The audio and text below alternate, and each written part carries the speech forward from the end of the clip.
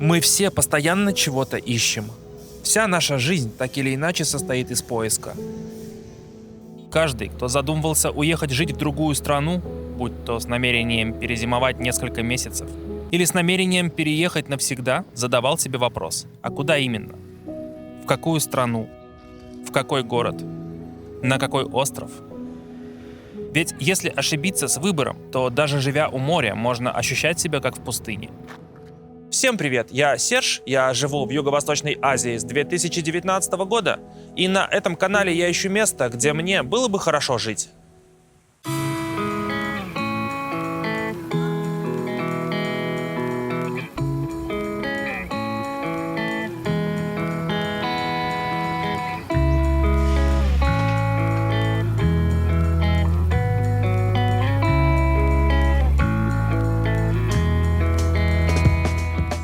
В одном из предыдущих роликов я рассказывал, как я снова вернулся на Филиппины и катался по острову Минданао в поиске города, где мне бы захотелось остаться. А в этом видео я расскажу, куда же я в итоге тогда приехал. Ну а ты не забудь подписаться на канал, если ты еще до сих пор этого не сделал, и жмякнуть на колокольчик.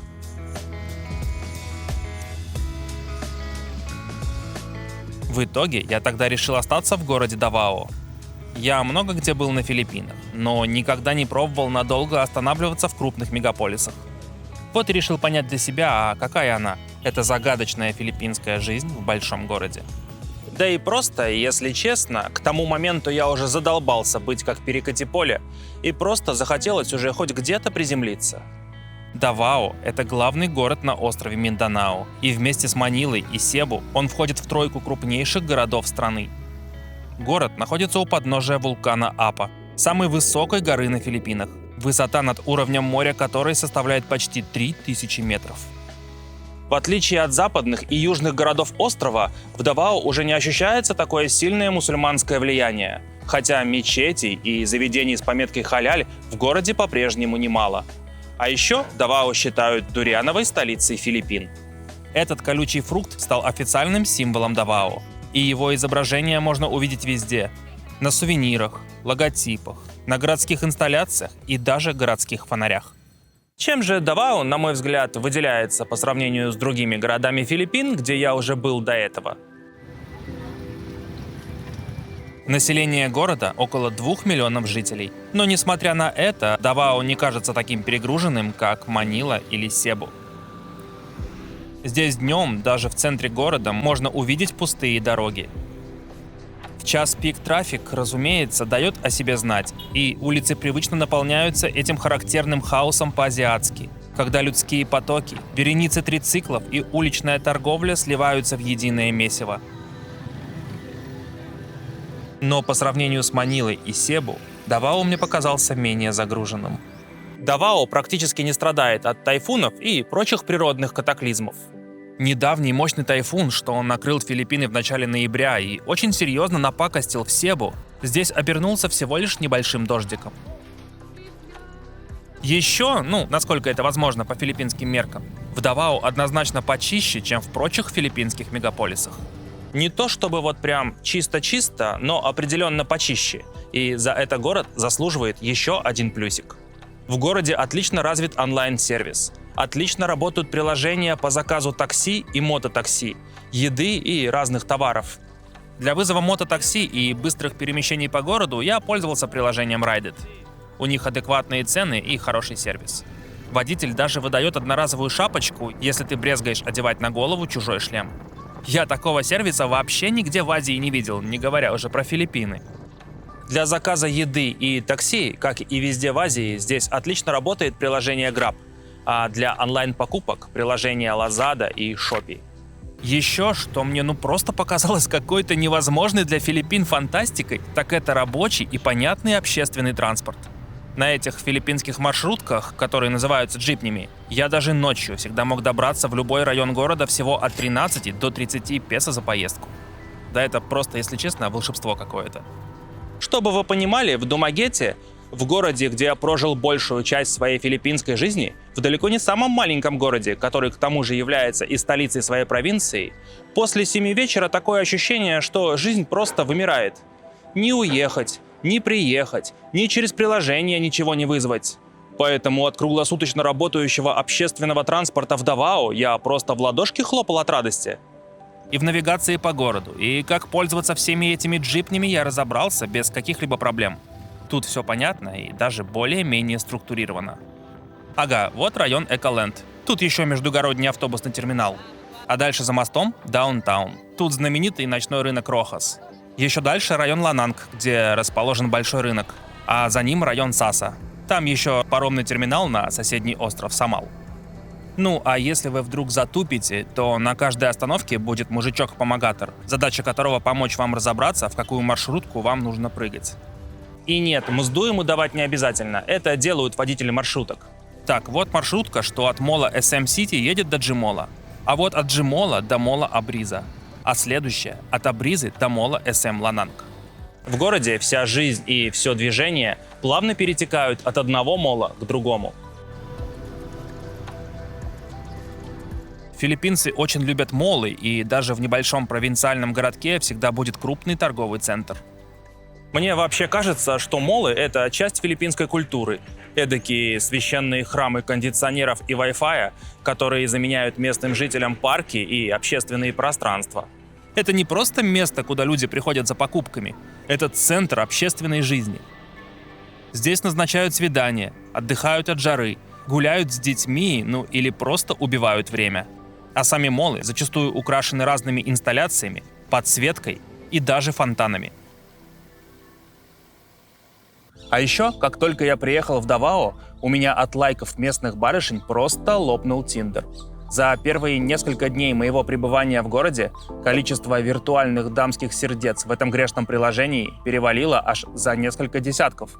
А вдруг здесь в Давао и живет моя та самая филиппинская принцесса? Нет, ну а что, туристов в городе нет, чего бы им тут делать? Иностранных экспатов мало, а молодых так вообще единицы. А значит, и всякого рода халявщиц, голд-диггерш и охотниц за иностранцами, по идее, здесь быть не должно. Да и в целом контингент мне показался более адекватным.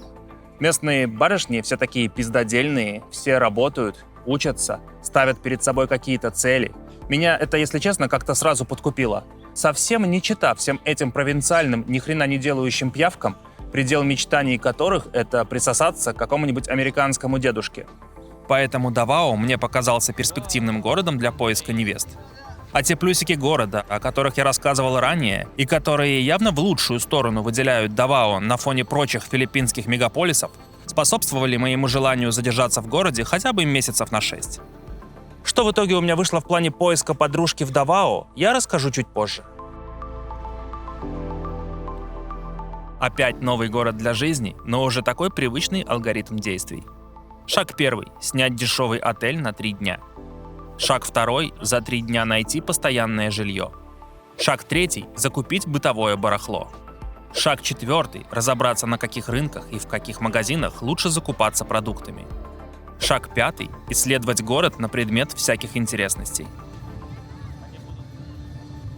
Дешевые ночлежки я обычно ищу либо на Agoda, либо на trip.com, либо на Airbnb. А уже постоянное жилье в разделе Marketplace в запрещенной у нас мордокниге.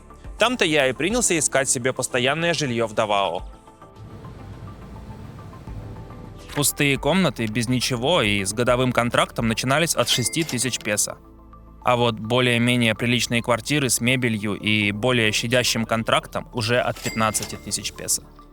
Я выбрал для себя пару объявлений и договорился о встрече. Первое, я посмотрел квартиру за 16 тысяч песо. Там на территории был бассейн, да и внутри было вполне уютно и чисто. ЖК находился возле порта на остров Самал и прямо рядом с аэропортом. Это совсем далеко от центра, да и самолеты с оглушительным ревом, пролетающие в метре от ЖК, оптимизма как-то не внушали.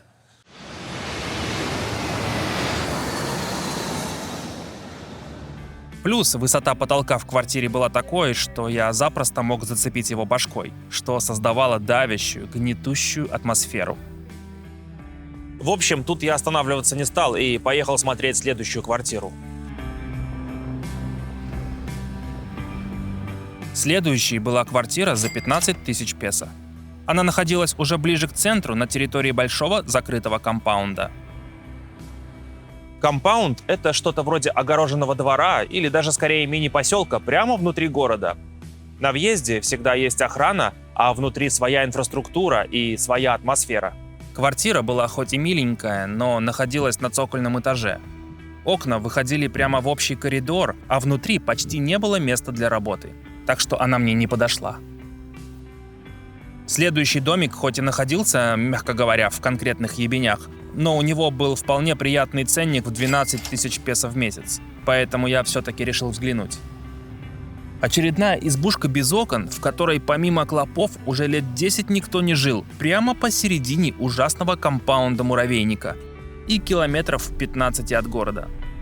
Оттуда я убежал так, что аж пятки сверкали. В итоге я снял кондо за 18 тысяч песо в месяц с контрактом на полгода. Дороговато для меня, но я все-таки решил тут остаться. Я никогда раньше на Филиппинах не жил в такого плана кондоминиумах. И решил, хотя бы полгодика пожить в человеческой квартире с нормальными условиями. Без всех этих характерных для страны галдежа, караоке под окнами, бибиканье байков, крика петухов и лая собак. Чтобы спокойно и в тишине поработать над своими проектами. ЖК находился в спальном районе на огороженной и охраняемой территории. Здесь была маленькая кухня с индукционной плитой, холодильником и микроволновкой. В комнате был большой телевизор и отдельное рабочее место для работы за ноутбуком, а в кладовой пряталась стиралка. Окна выходили прямо на бассейн и на общую территорию с удобными кожаными диванчиками. Депозит составил 1 месяц аренды, и при заселении мне пришлось заплатить 36 тысяч песо, 18 из которых должны были вернуться по истечении контракта.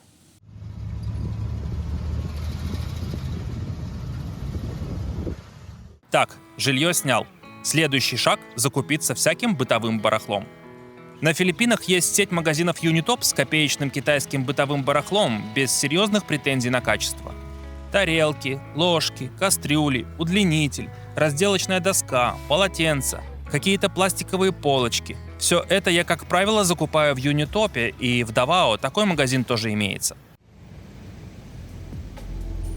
После того, как я немножко обжился, я принялся исследовать город на предмет рынков и всяких городских интересностей.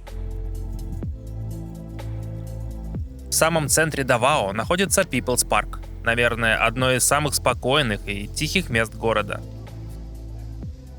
В центре парка расположен большой амфитеатр с крышей в форме кожуры дуриана. А по всей территории расставлены скульптуры, которые по задумке должны символизировать радость филиппинского народа, но на деле лишь вызывают чувство легкого кринжа и, по-моему, больше похоже на страдания филиппинского народа. Еще тут есть большой пруд с рыбками. Здесь тихо, чисто и спокойно. Днем сюда приходят отдохнуть от городской суеты, а школьники тут репетируют свои школьные танцы. Ну а по вечерам, когда дневная жара сходит на нет, горожане приходят сюда бегать на беговой дорожке. Заниматься бегом по вечерам горожане приходят и в Вазуэла Коув. Здесь строится элитный жилой квартал площадью 25 гектар с магазинами, ресторанами, зелеными насаждениями и, собственно, беговой дорожкой вокруг всего этого квартала. Часть объектов уже функционирует, включая небольшой, но уютный променад у моря со скамеечками и видом на остров Самау. Тут, кстати, еще видно строящийся мост, который в перспективе должен соединить два острова. Ну и чтобы закрыть тему вечерних пробежек, стоит упомянуть и про Coastal Road. Эта длинная пешеходная улица на юге города тянется вдоль берега залива почти на 7 километров. Сюда приезжают бегать, кататься на велосипеде, гулять, попивая кофеечек, или просто сидеть и чилить на бетонном парапете, наслаждаясь морским бризом и жуя в изобилии продающуюся тут уличную еду. В начале улицы есть небольшой парк аттракционов и найт-маркет с кучей всякого стритфуда.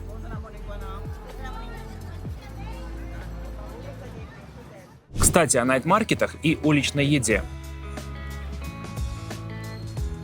Одним из самых известных мест в Давао считается ночной рынок Рохас. Он начинает свою работу с 6 вечера и заканчивает около полуночи.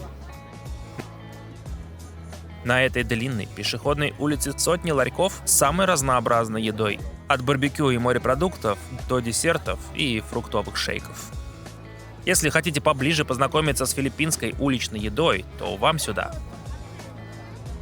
А помимо еды здесь палатки с одеждой, сувенирами и всевозможными мелочами, вроде китайских чехлов для телефона. Место очень популярное и у местных, и у туристов, поэтому по вечерам здесь всегда многолюдно. Этот ночной рынок считают одним из самых таких атмосферных и организованных найт-маркетов во всей стране, чему в том числе способствует и строгий контроль со стороны властей города. Всех посетителей тщательно проверяют на входе, а периметр охраняют военные. И на то есть причины. В 2016 году здесь случился страшный теракт, устроенный радикально настроенными исламистами. Тогда погибли 15 человек и более 70 получили ранения. После событий на ночном рынке Рохас в 2016 году и вооруженного столкновения правительственных войск с радикальными исламистами в городе Мораве, случившегося годом позже и ставшим крупнейшим вооруженным столкновением на Филиппинах со времен Второй мировой войны, власти всерьез взялись за безопасность в регионе. Об этих событиях я подробнее рассказывал в одном из своих предыдущих роликов. И хоть некоторые отдаленные районы острова Минданао до сих пор не рекомендуется посещать иностранцам, сам же город Давао в наши дни возглавляет список одного из самых безопасных городов Филиппин. Въезд в город и публичные места, такие как ночной рынок Рохас, тщательно охраняются военными. Да и в целом в городе ощущается сильная милитаризация. Поэтому за безопасность в городе особо переживать не стоит. А еще Давао имеет репутацию одного из самых дисциплинированных городов Филиппин.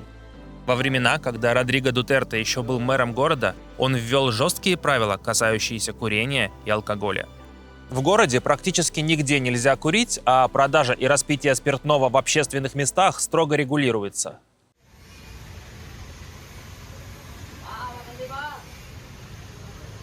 Я думаю, невозможно рассказывать про Давао и не упомянуть такую личность, как Родриго Дутерте. Это своего рода рок-звезда от филиппинской политики. Shoot them dead.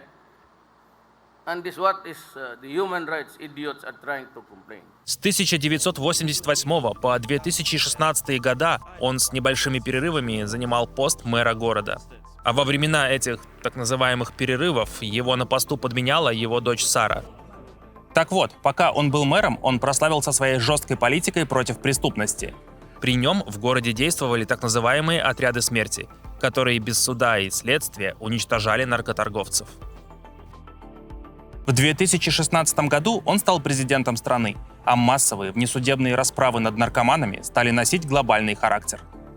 If you insist on a drug war, I will kill you all. Помимо этого, он прославился на весь мир своими дерзкими высказываниями. То публично назовет президента США сукиным сыном, то признается, что лично расправился с наркоманом и призовет своих полицейских делать то же самое. I do not have any master except the Filipino people. Nobody but nobody. Putang ina, mumurahin kita dyan sa forum na yan. I just heard about some of this, but I have seen some of those colorful statements in the past. Вообще, следить за перипетиями филиппинской политики – это все равно, что «Игру престолов» смотреть. Там капец экшена. В 2016 году, когда Родриго Дутерте стал президентом, пост мэра Давао снова перешел его дочери Саре.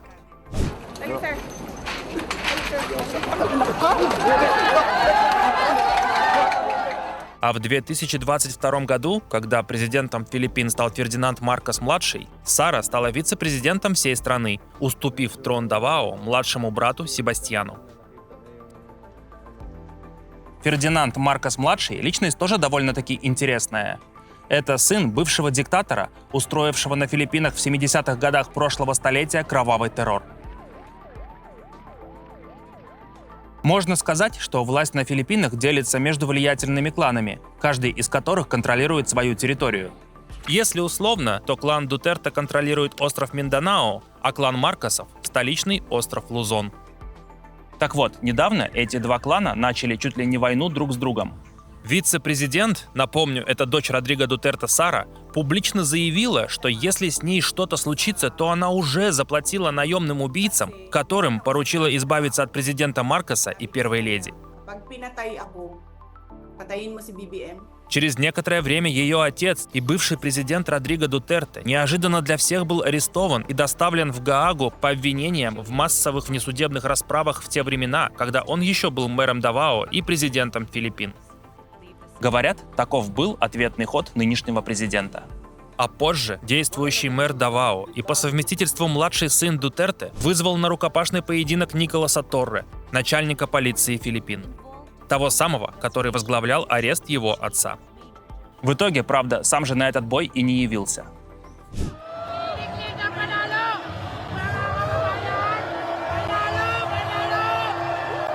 В общем, если экранизировать все эти политические интриги в виде сериала, то «Игра престолов» будет просто нервно курить в сторонке. В Давао у бывшего президента невероятно сильная народная поддержка. После его ареста люди выходили на митинги, а по всему городу развешаны плакаты с требованием вернуть его домой.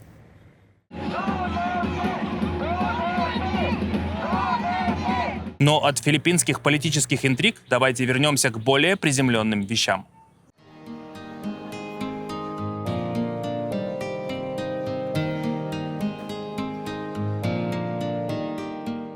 Ближайшим ко мне рынком был рынок Агдao, и придя сюда впервые, я был, мягко говоря, приятно удивлен. Такого чистого и организованного паблик-маркета я никогда не видел не только на Филиппинах, но, наверное, вообще нигде в Азии. Чтобы иметь представление о ценах, давайте глянем, сколько тут стоят некоторые продукты. Свинина – 360 песо за килограмм. Говядина – 480 песо за килограмм. Разная местная рыба – 120 песо за полкило или 240 песо за килограмм. Филе тунца – 480 песо за килограмм. Рыба бангус или милкфиш – 220 песо за килограмм. Креветки – от 340 до 380 песо за килограмм. Филе голубого марлина – 540 песо за килограмм. Картошка – 150 песо за килограмм. Морковь – 120 песо за килограмм. Лук белый – 180 песо за килограмм. Местные мне подсказали, что за овощами лучше ездить на фермерский рынок, который находится возле реки. На этом рынке не так чисто и организованно, как на предыдущем, но зато ощутимо дешевле. Давайте сравним цены. Картошка, в зависимости от размера, от 30 до 60 песо за килограмм. Охренеть, я никогда в жизни не видел такой дешевой картохи на Филиппинах, и это в 3 раза дешевле, чем на предыдущем рынке. Морковь от 60 до 100 песо за килограмм. Почти в 2 раза дешевле, чем на предыдущем рынке.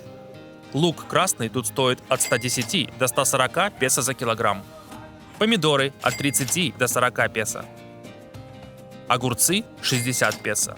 Цветная капуста 150 песо за килограмм. Брокколи 200 песо за килограмм. Овощи тут и вправду стоили в 1,5, 2, а то и в 3 раза дешевле, чем не только в среднем по городу, но и в целом по стране. Поверьте, я много где был на Филиппинах и знаю, о чем говорю. Вот он, яркий пример бизнеса по-филиппински. Купил картошку по 50 на одном рынке, перетащил буквально 5 километров до другого рынка и продаешь с наценкой в 300% за 150 песо. Гениально! How much potato? Potato, 160. 160. Махал. Рыба и морепродукты тут хоть и несущественно, но тоже дешевле, примерно на 30%. Местная белая рыба, включая милкфиш, в среднем по 180 песо. Креветки от 260 до 360 песо за килограмм. Филе тунца от 300 до 350. А вот цены на мясо на этом рынке были примерно такие же, как и везде. Например, когда я там был, свинина продавалась по 380 песо за килограмм, а куриная грудка по 180. Овощной рынок находится вот тут, а рыба и мясо вот тут.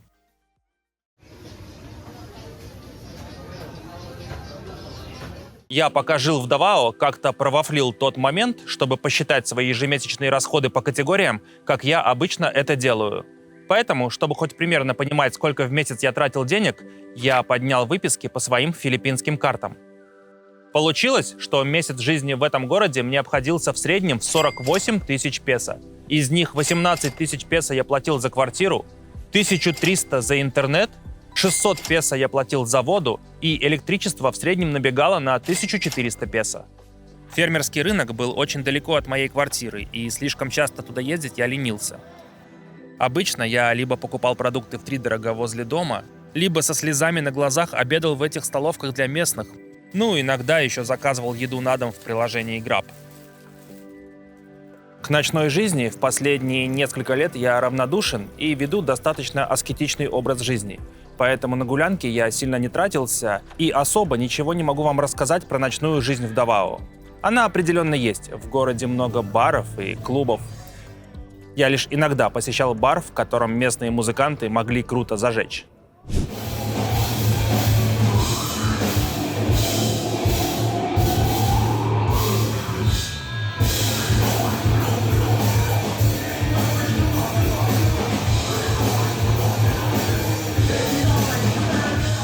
Офигенно, да? Такого от филиппинцев ну вообще не ожидаешь. Моя небесной красоты агент по недвижимости, что помогала найти мне мое жилье, стереотипно веря, что все беляши являются мажорами, всячески пыталась продать мне квартиру в Давао. А я, чтобы ее не расстраивать, делал заинтересованный вид. И раз уж речь зашла про цены, то давайте покажу, почем кондоминиумы для народа. Вот этот гроб, то есть студия, размером 23 метра стоит 3,6 миллиона песо. Вот эта угловая квартира площадью чуть больше 40 квадратов на 8 этаже с 2 спальнями, балкончиком и прикольным видом стоит 10,5 миллионов песо. Ну и квартира с одной спальней, площадью примерно 30 квадратов и ублюдским видом на кусты стоит около 6 миллионов песо. Вот так она может выглядеть после ремонта.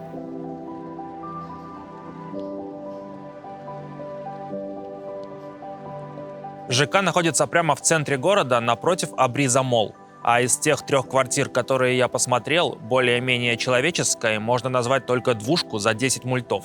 Там и балкончик, и вид приятный. И из-за того, что квартира угловая и есть дополнительные окна, там всегда будет сквознячок и не так жарко. Но 10 мультов песо — это такое себе. На вторичном рынке можно подобрать приличный кондик от 3 миллионов. Благо, в таком большом городе, как Давао, рынок вторичного жилья развит не так уж и плохо. Несмотря на то, что я похвалил Давао за относительную организованность и чистоту, если заглянуть за фасады центральных улиц, то можно попасть в бедные, а местами и довольно-таки трэшовые райончики. С этой вот типичной для Юго-Восточной Азии мешаниной из трициклов, людских потоков, уличной торговли, попрошаек, крыс под ногами и специфического характерного запаха. Да, в Давао таких мест тоже хватает. И, как по мне, именно такие райончики и позволяют в полной мере ощутить колорит Юго-Восточной Азии. Будете в городе, впечатлений ради не упустите возможность погулять в таких местах. Местные жители редко здесь видят беляшей, и на вас будут реагировать с искренним любопытством. Все подряд с вами будут здороваться, махать, пытаться заговорить или угостить местным ромом. Но можете не переживать, тут вполне безопасно. А вот чего я вообще не ожидал встретить прямо в центре одного из таких районов, так это музей костей. Один частный натуралист, американец Дэрил Блэчли, однажды приехав в Давао с миссионерской миссией, в итоге женился на филиппинке и остался здесь жить. Именно он превратил свою частную коллекцию костей и скелетов разных животных в очень офигенный музей, посетить который я вам настоятельно рекомендую. Вы когда-нибудь видели скелет льва или буйвола? А череп слона? Мопсика, правда, жалко. Билет в музей стоил 250 песо. Здесь на нескольких этажах расположились скелеты и черепа сотен животных, причем многие из которых имеют свою историю жизни и смерти. Например, вот этот кит по кличке Потерянная погибла в заливе Давао, наевшись пластика и мусора, которыми люди ежедневно отравляют океан. Помимо черепов и скелетов животных, в музее также можно увидеть реплики костей и скелетов динозавров.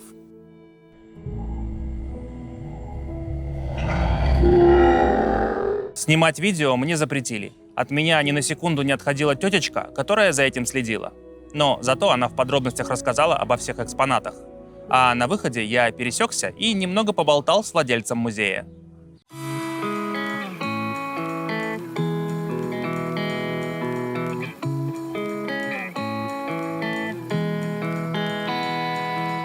Еще одно место, куда стоит заглянуть в Давао, это парк крокодилов. Последних тут и вправду хватает, но по факту это скорее небольшой зоопарк. И кроме крокодилов здесь много и других животных. Тут есть тигры, капибары, всякие разные птицы, такие как попугаи, павлины, аисты, разные ящерицы и змеи. А этого грустного орангутана мне стало так жалко, видно, что чувак уже давно в депрессии.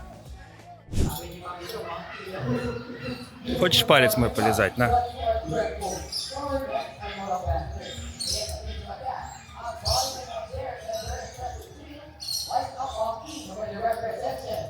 Чувак, ты странный.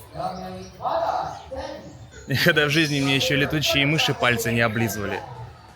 Билет в парк стоил 450 песо, и когда я там был, застал проходившее в тот момент шоу с попугаями. Если повезет попасть в нужное время, то можно застать кормление крокодилов. А если захочется самому попробовать крокодила, то в кафе на территории парка продают блюда из его мяса. Ну и в сувенирных лавках можно подзатариться всякой тематической мелочевкой.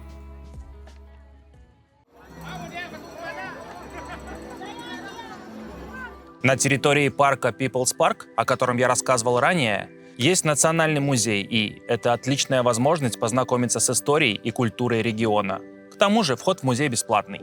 Здание выполнено в форме гигантского дуриана, символа региона, и на разных его этажах можно найти разные тематические выставки. На первом – картины и скульптуры местных художников. На втором – экспозиция, посвященная природе региона, его флоре, фауне и геологическому прошлому. Третий этаж посвящен традициям и быту коренных народов Минданао с их самобытными одеждами, оружием и предметами быта. А последний этаж посвящен ремеслам и декоративно-прикладному искусству. Я много где был в Азии, в Таиланде, во Вьетнаме, в Лаосе, в Камбодже. И чувствуется, как в этих странах люди бережно хранят свою древнюю культуру, свою самобытность, свой уникальный колорит. А вот на Филиппинах такое ощущение, что свою самобытность по-тихому сдали в ломбард, а взамен приобрели культ Макдональдса, Джолиби и Кока-Колы. Вы знаете, такие вещи бросаются в глаза, и кто путешествовал по Азии, и кто так же, как и я, был впечатлен азиатской культурой, думаю, поймут, о чем я говорю. От самобытной и, кстати, невероятно интересной, оригинальной племенной филиппинской культуры остались лишь какие-то островки, вот в таких музеях или на редких фестивалях, проходящих раз в год. Мне повезло застать фестиваль Кадаяван. Это самый главный праздник Давао, который проходит каждый год в августе. Смысл фестиваля в том, чтобы поблагодарить природу за урожай и показать оригинальные традиции племен острова Минданао. Давным-давно, еще до американского, японского и даже испанского влияния, Филиппины представляли из себя множество разрозненных племен. На каждом острове у каждого племени был свой язык, своя мифология, свои традиции, свой уникальный стиль при строительстве жилищ, свои одежды, песни и танцы. Только здесь, на острове Минданао, было аж 11 коренных племен.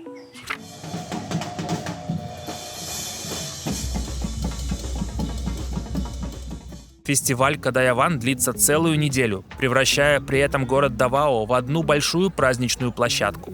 А основные мероприятия фестиваля проходят в парке Максайсай, что расположен прямо в центре города.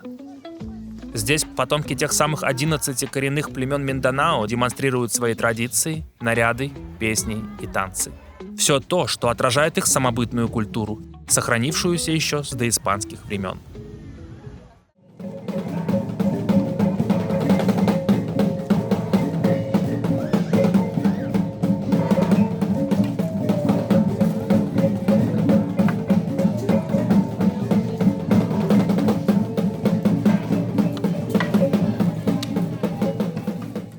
Помимо этого, здесь проходили концерты, конкурсы и разные праздничные мероприятия, понаблюдать за которыми собрались местные жители и гости города.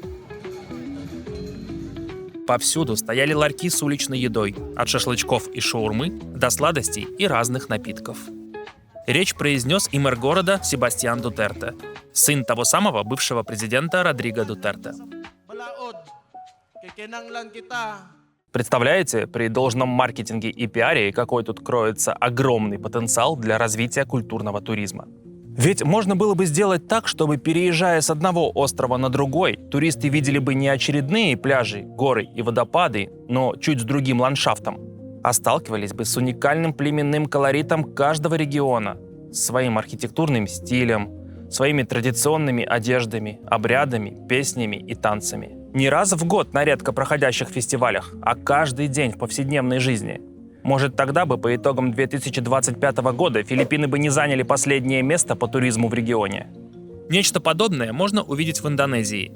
Там целые деревни построены в традиционном племенном стиле, а все жители, включая приезжих, должны облачаться в национальные наряды и участвовать в местных праздниках и обрядах. Я, может, включаю старую бабку на лавочке, вот буквально на лавочке, но о какой сохранности самобытной культуры может идти речь, если 99% филиппинцев даже не могут написать «Привет, как дела?», используя свой собственный алфавит и свои родные буквы? Вы вообще знали, что на Филиппинах есть свои иероглифы, свой алфавит? Он называется «Bye-bye-in». Вот, эти иероглифы можно увидеть на банкнотах. Но почему-то вместо этого на Филиппинах используют английские буквы и английский алфавит. Вы знаете, даже как-то неудивительно, что Филиппины заняли первое место с конца в рейтинге стран с самым сильным культурным наследием среди стран Юго-Восточной Азии. Please support Sir Serge. Yeah, you should like. Here. Вместо культурного туризма за последнее десятилетие Филиппины все чаще становятся популярным направлением среди одиноких мужчин, мечтающих устроить свою личную жизнь. Девушки на Филиппинах снискали славу заботливых и любящих спутниц, открытых к отношениям с иностранцами и готовых закрыть глаза на разницу в возрасте, толщину кошелька и заурядную внешность своего избранника. Когда я только приехал в Давао, количество лайков в Тиндере от местных барышень меня, надо сказать, окрылило, и я принялся искать подружку. Первой девушке, с которой я встретился, было 27 лет. Хорошая, добрая девчонка. Не пьет, не курит, работает менеджером в торговом центре, детей нет. Мы с ней погуляли несколько раз, но что-то я начал кривить нос. И наличика так себе, на фотках выглядела красивее, и ноги у нее какие-то волосатые, и какая-то она скучная, ну, совсем без огонька. Да и вообще, я только приехал, дайте всех посмотреть. Огласите весь список, пожалуйста. Знал бы я тогда, какой трэш меня ожидает дальше. Вторая девушка оказалась девушка, так сказать, с сюрпризом. Блять, ну надо же было как-то заранее предупреждать или в анкете об этом указать, как это делают другие.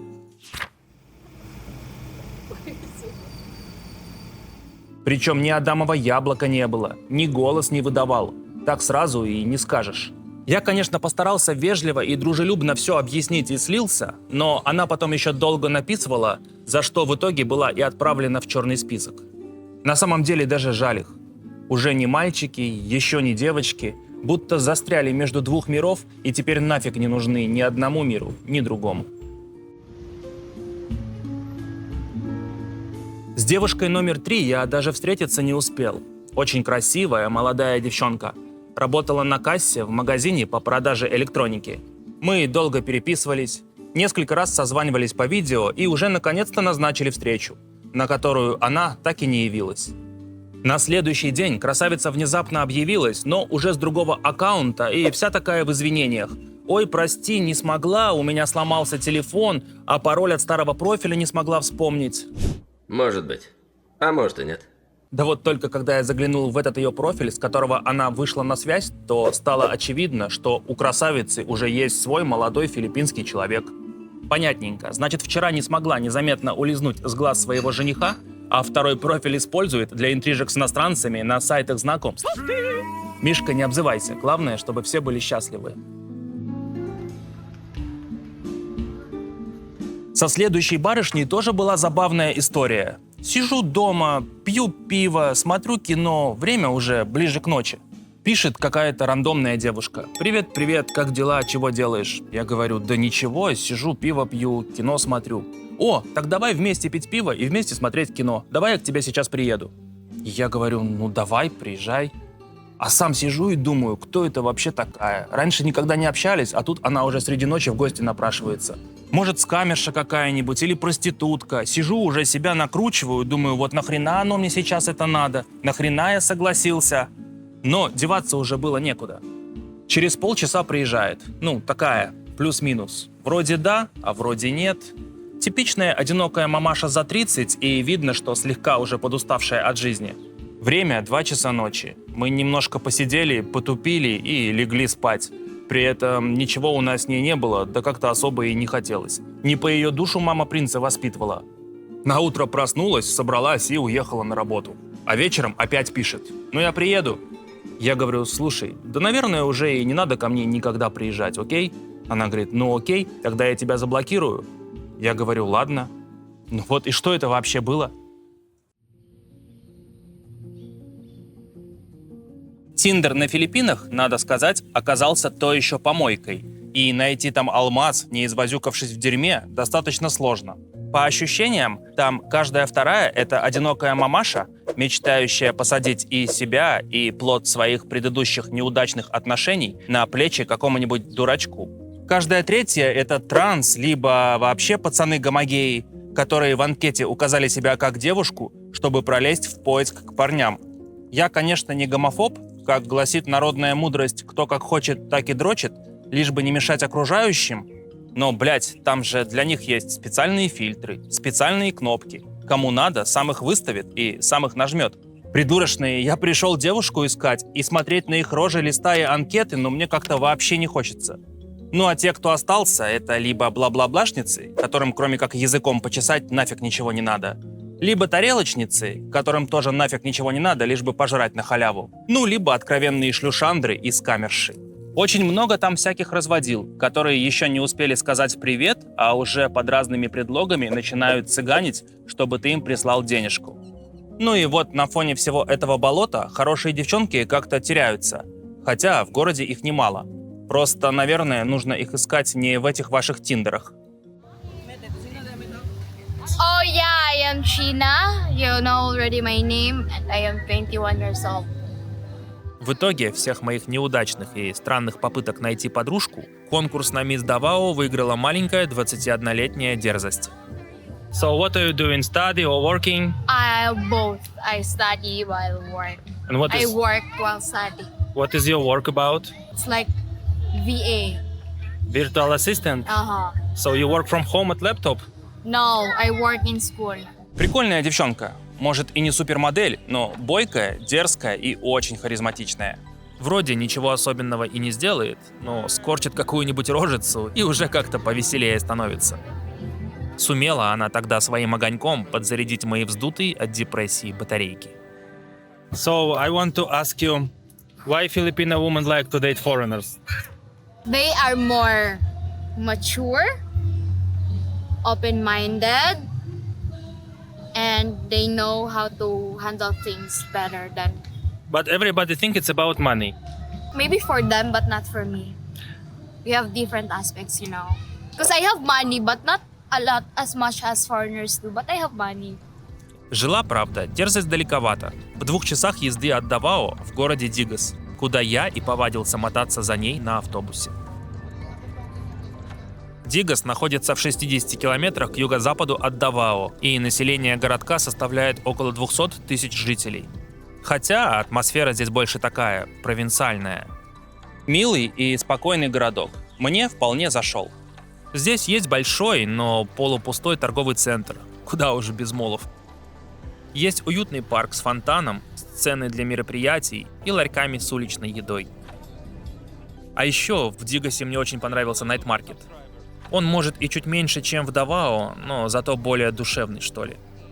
Когда за спиной не стоят военные с автоматами, чувствуешь себя как-то расслабленнее. Еще милоты городу добавляют стаи трициклов, снующие туда-сюда словно желтые жуки и выполняющие здесь роль общественного транспорта. Вид города, правда, омрачают бомжи, которых в Дигасе почему-то непропорционально много.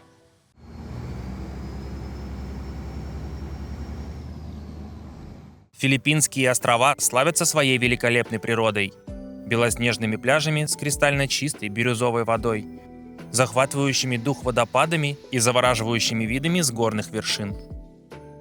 Но здесь, в Давао, всего этого, увы, не найти. Поэтому для отдыха на природе жители города ездят на соседний остров Самал. Благо, добраться до острова – дело 15 минут. В городе аж 3 порта, из которых можно попасть на остров.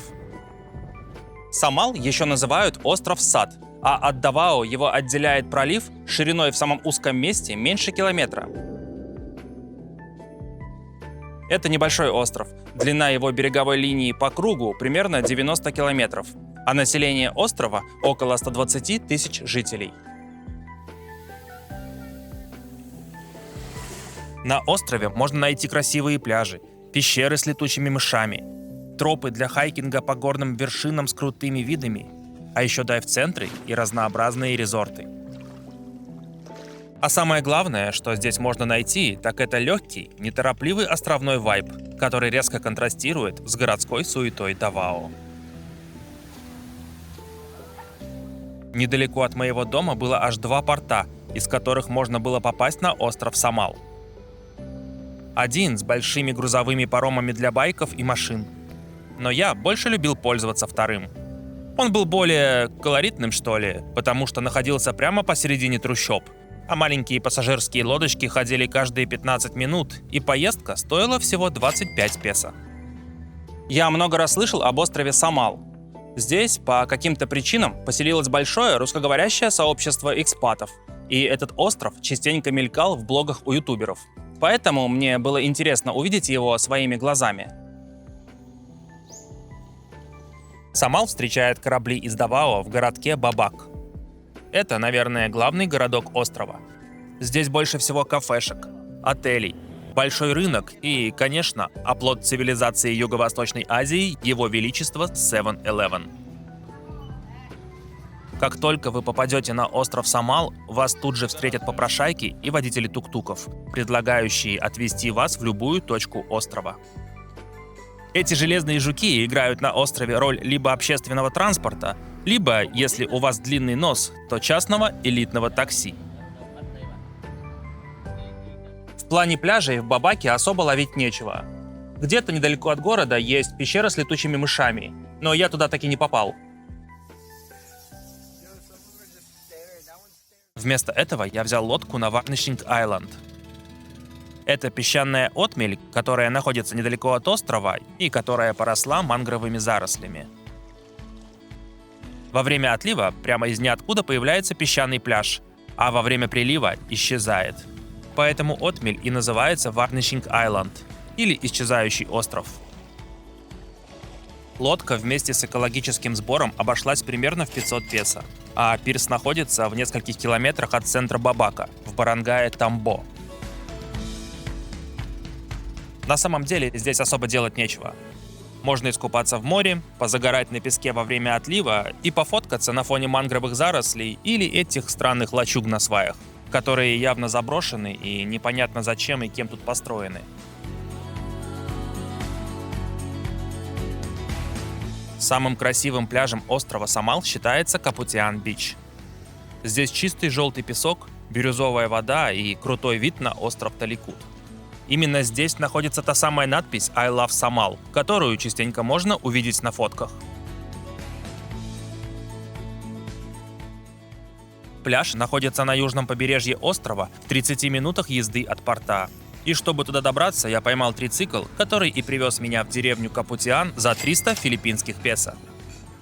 В этой деревне, кстати, и поселилось большое русскоговорящее сообщество экспатов.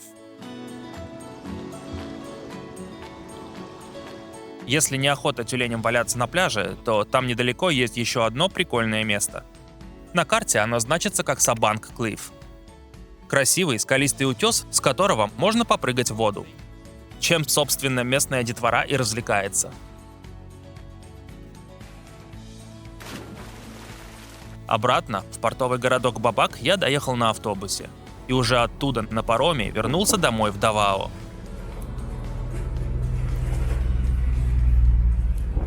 Пляж в деревне Капутиан не единственный на Сомали. На обратной стороне острова я посетил еще один пляж. Это пляж Канибат. В этот раз, чтобы добраться до места, я использовал хабал-хабал. Так на Филиппинах называют мототакси. Так и быстрее, и немного дешевле, чем на трицикле. Я заплатил 250 песо за поездку, и еще 50 песо взяли экологический сбор при подъезде к пляжу. Этот пляж не такой живописный, как предыдущий. Он скорее более такой, скалистый. Тут больше камней и утесов. Но зато меньше народу, и, говорят, здесь богатый подводный мир для любителей понырять с маской.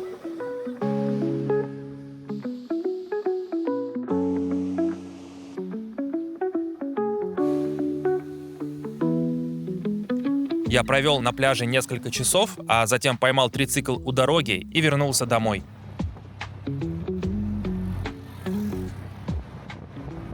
Мне нравится хайкинг, преодолевать пешие маршруты по горам и наслаждаться видами. На острове Самал много разных маршрутов для хайкинга, и мы с друзьями прошли по одному из них – на вершину Путинг-Бато. Самую высокую на острове, высотой около 400 метров над уровнем моря. Я бы не сказал, что маршрут очень уж сложный, но он достаточно живописный, а с вершины открываются просто крышесносные виды на весь остров.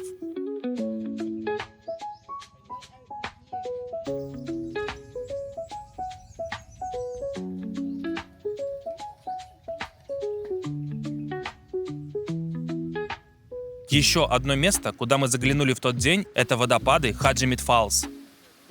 Здесь, среди густых джунглей, горная река преодолевает несколько порогов, образуя заводи, которые местные обустроили под бассейны. Вода в реке, надо сказать, бодрящая, и поэтому в ней приятно остыть от жаркого филиппинского солнца. Водопадами, конечно, это место назвать язык не поворачивается.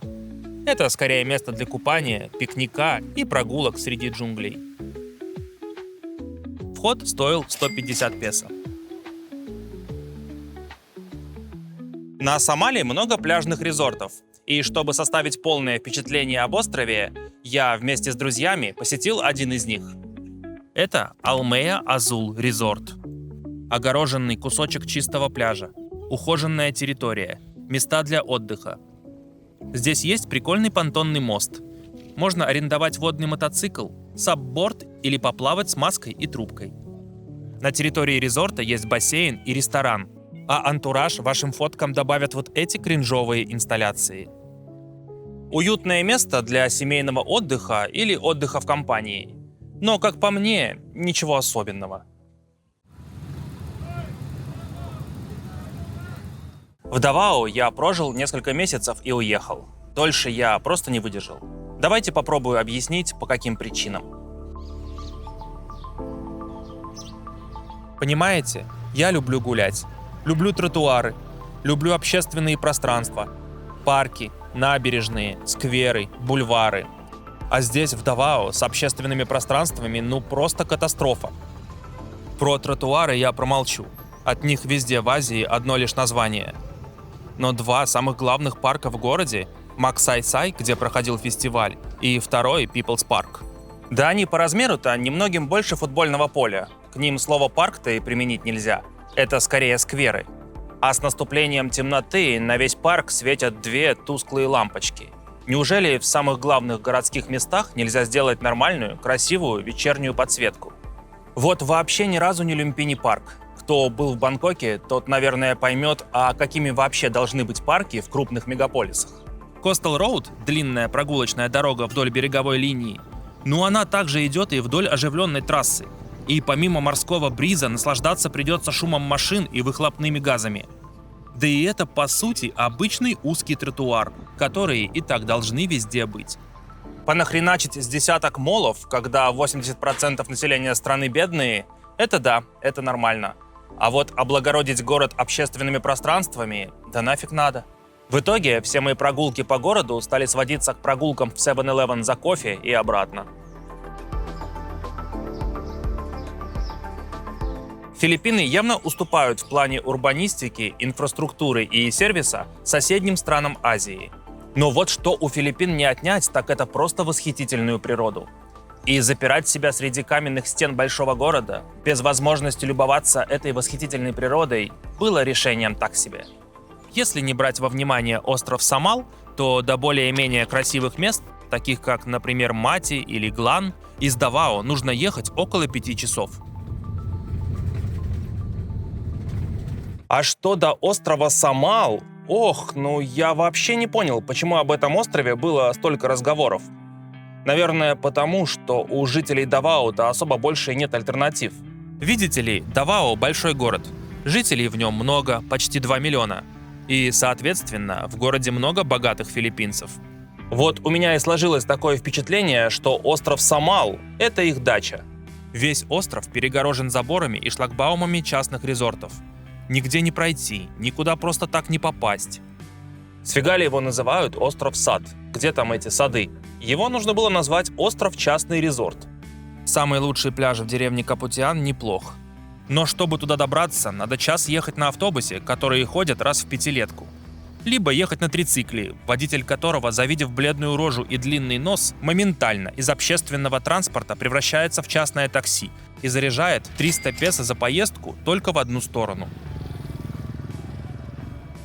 Да и сам пляж буквально 50 метров, и все. Пляжа как такового там с гулькин хер, зато народу всегда немерено. Весь Давао туда прется. И чтобы туда пройти, будь добр заплатить мзду в размере 100 песо, 50 за проход и 50 экологический сбор. Я, если честно, вообще не понял, почему там поселилось столько много русскоговорящих экспатов. Ребята, вот кто живет в Капутиане, напишите, пожалуйста, как вы там оказались и что вы вообще там делаете. Там же ничего нет, ни нормальной инфраструктуры, ни нормальных пляжей, ни каких-то уютных пляжных кафешек. Рынок, 7-Eleven и пара гестхаусов. Зато до хрена заборов частных резортов. Какие-то огромные 4-метровые заборы. Вы там что, за ними Кинг-Конга сдерживаете? Цены на острове на все завышены. На каждом шагу какие-то необоснованные поборы. Везде нужно платить какие-то экологические сборы. Идешь на гору, плати дань, иначе дальше не пройдешь. Хочешь спуститься к водопаду, давай еще 150 песо за проход. Там и водопадов-то никаких нету. За что тебе 150 песо давать? Я, когда жил на острове Негрос, у нас там в деревне Валенсия тоже текла горная река, в заводях которой местные соорудили бассейны, поставили столики, магазинчик с алкашкой и снеками. Место, один в один. Пожалуйста, приходи, купайся. Заплати только 50 песо, если ты хочешь арендовать стол.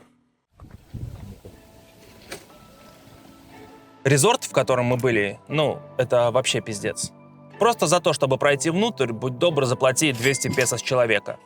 Хотите с друзьями сесть за столик, давайте еще 300 песо. И еще по сотке будьте добры, если хотите поплавать в бассейне. По понтонному мосту нельзя ходить без спасательных жилетов, за аренду которых наверняка взимается дополнительная мзда.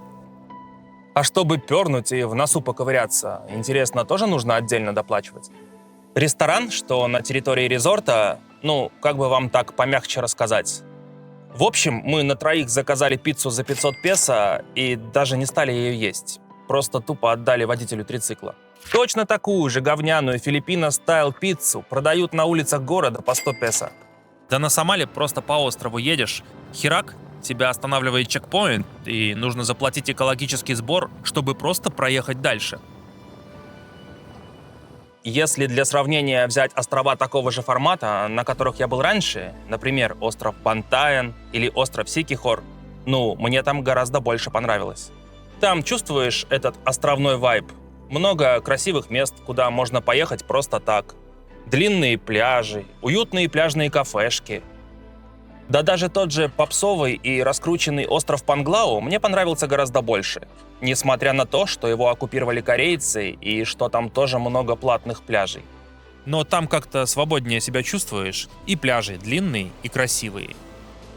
Хочешь – езжай на бесплатный. Хочешь – вот платный. Хочешь, бесплатно сбоку зайди на платный. А Самал весь в каких-то заборах, весь в каких-то поборах. Резорт на резорте и резортом погоняет.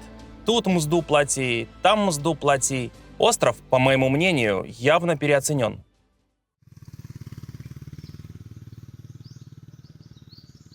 В Давао тоже этих необоснованных поборов хватает. Например, чтобы пройти в Озуэла Коув, это там, где небольшая, но уютная набережная со скамейками и видом на остров Самал. Будь добр сторожу показать чек, что ты потратил минимум 500 песо в кофейне, которая там у них на входе. Благо, этот цербер в свою будку приползает ближе к вечеру, и днем его там нет. Или вот, например, счет за воду в нашем ЖК. Почему-то администрация решила, что если ты за месяц накрутил меньше 5 кубов, то за воду нужно платить фиксированно 600 песо. Это что за развод? А если я уехал и вообще водой не пользовался, с какого хрена я должен платить, как будто накрутил 5 кубов? У меня всегда по счетчику набегало около 3 кубов, а платил как будто за 5. Никогда и нигде такой наглости от администрации я не встречал. Это, конечно, мелочи, но само такое отношение неприятно.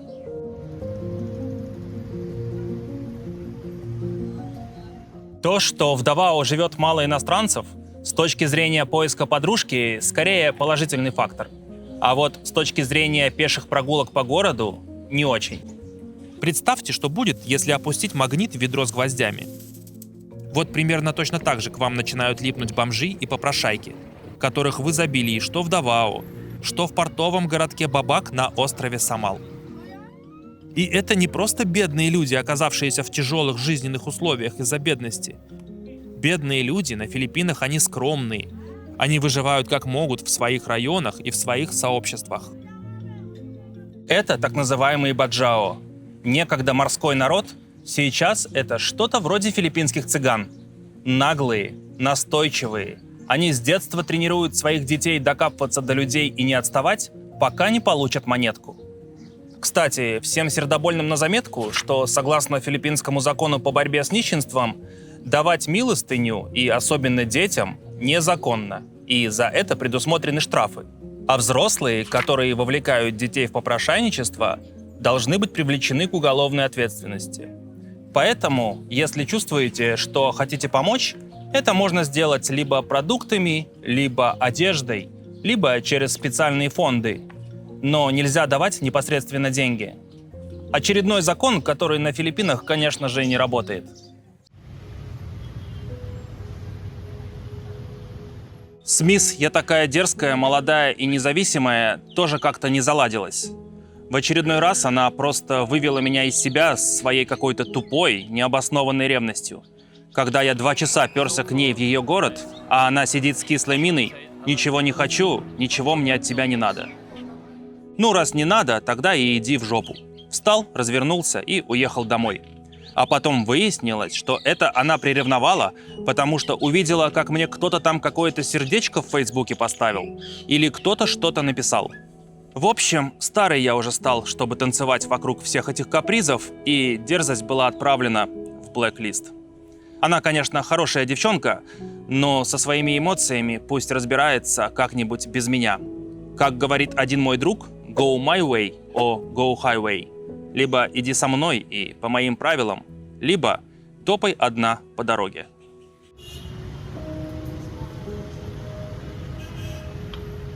Ну ладно, это все мелочи. Из Давао я уехал не из-за парков, бомжей или девчонки. Вишенкой на торте стало другое.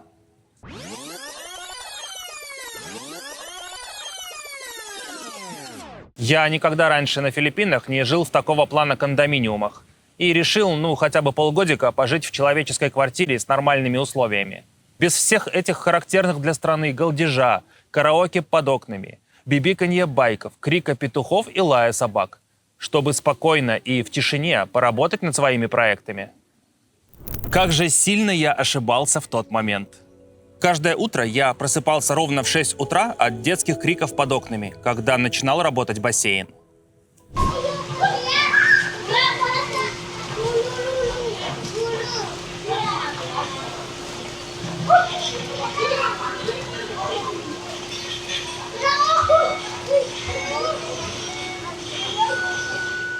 После заката к ору из бассейна добавлялась музыка дискотек, песни из караоке, речь ведущего из колонок и крики алкашни.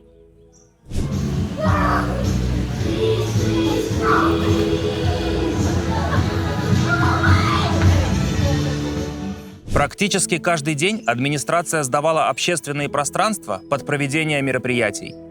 Прямо посередине жилого комплекса на сотни квартир.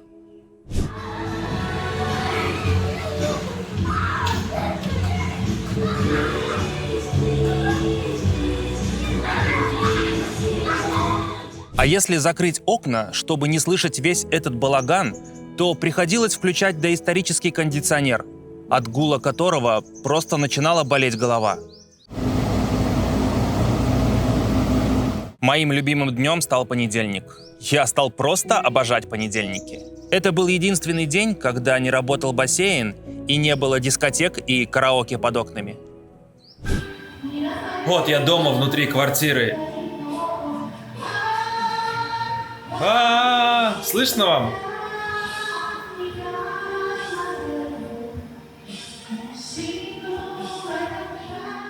В очередной малопрекрасный день я просто не выдержал. Я собрал свои рюкзаки, написал хозяйке квартиры, разорвал свой полугодовой контракт на аренду жилья, купил билеты и улетел в Таиланд.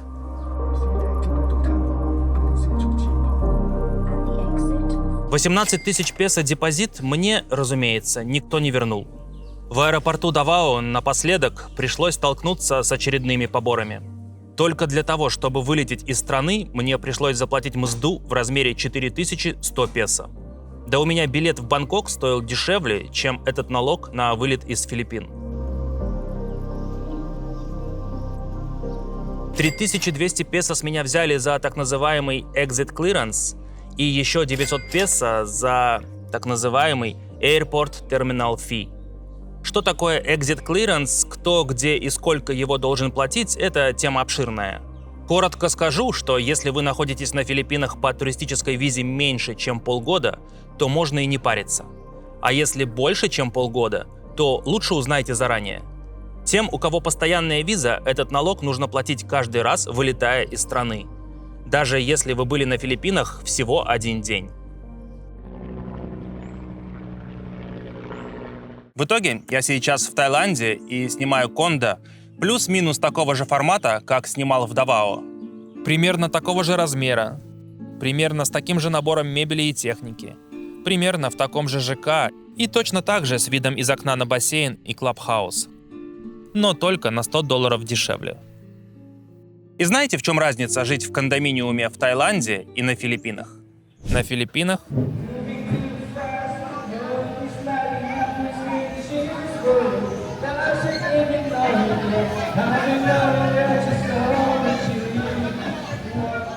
в Таиланде.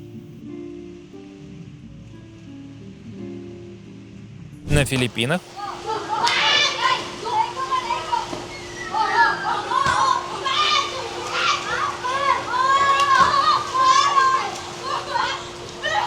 в Таиланде.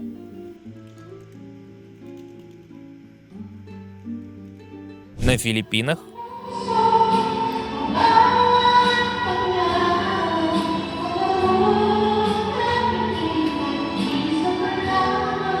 в Таиланде. Суббота, вечер, 7 часов. Никаких дискотек, караоке, вечеринок, пьяной алкашни, тишина и покой. Культурный контраст, если честно, просто колоссальный. Представляете, здесь люди в бассейне плавают молча и не устраивают столовую. Здесь не только говорят об уважении к окружающим, но и знают значение этого слова. Здесь не устраивают балаган под окнами. Я даже в кошмарном сне не могу представить, чтобы здесь администрация жилого комплекса сдавала в аренду общественные пространства под проведение караоке и дискотек.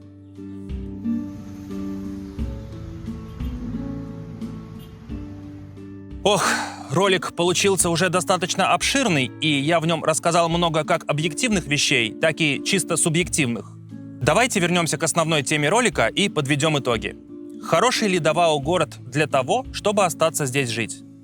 Скорее все-таки да, чем нет. Давао определенно лучше, чем другие города Филиппин такого же формата. Какие плюсы? В Давао развитая инфраструктура и сервис. Понятный и доступный общественный транспорт, который работает даже ночью. Тайфуны и прочие катаклизмы обходят город стороной. Город перспективный с точки зрения поиска невесты. Город не так сильно загружен, как другие филиппинские мегаполисы. Город структурно понятен, понятно разбит по районам, и в нем достаточно просто ориентироваться. Огромный плюс Давао – это наличие фермерского рынка, где можно значительно дешевле, чем в среднем по стране, закупиться овощами и другими продуктами. В Давао чище, чем в других крупных городах Филиппин. В Давао все в порядке с безопасностью. С плюсами вроде бы все, теперь давайте резюмируем минусы. А чего мне не хватило, пока я жил в Давао? Мне очень не хватало общественных пространств. Парков, тротуаров, скверов, набережных, бульваров. Мне не хватало филиппинской природы, и наличие под боком острова Самал мне не особо-то и помогло. Меня подбешивали эти цыгане-попрошайки. Филиппинская — это нерасторопность, когда, например, на кассе работает по 3 человека и все равно умудряются собирать огромные очереди. Подбешивал неимоверный талант местных везде и всегда устраивать балаган. Везде какие-то необоснованные поборы, всякие нелогичные и дурацкие правила. Но больше всего мне, конечно же, хотелось просто тишины и покоя, ну хотя бы дома.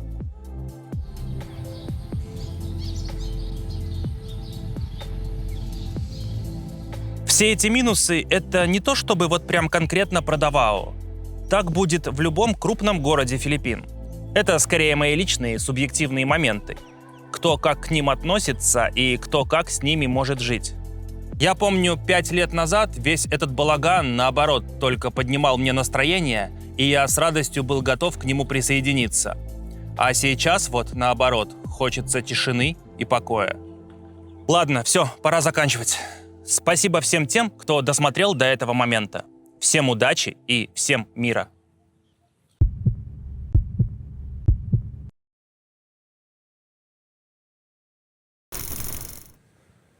В городе отлично развит онлайн-сервис. Отлично работают приложения по заказу еды.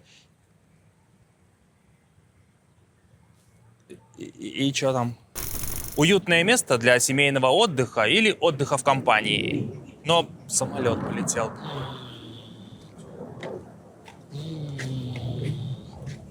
Где он? Хватит орать. Что ты хочешь? Что ты орешь? Успокойся. Ты недовольная птица какая. Тихо. Не порти мне звук. Господи, ходит и орет, ходит и орет. Давао практически не страдает от тайфунов и прочих... Давао практически не страдает от тайфунов и прочих... Каких наводнений, блядь?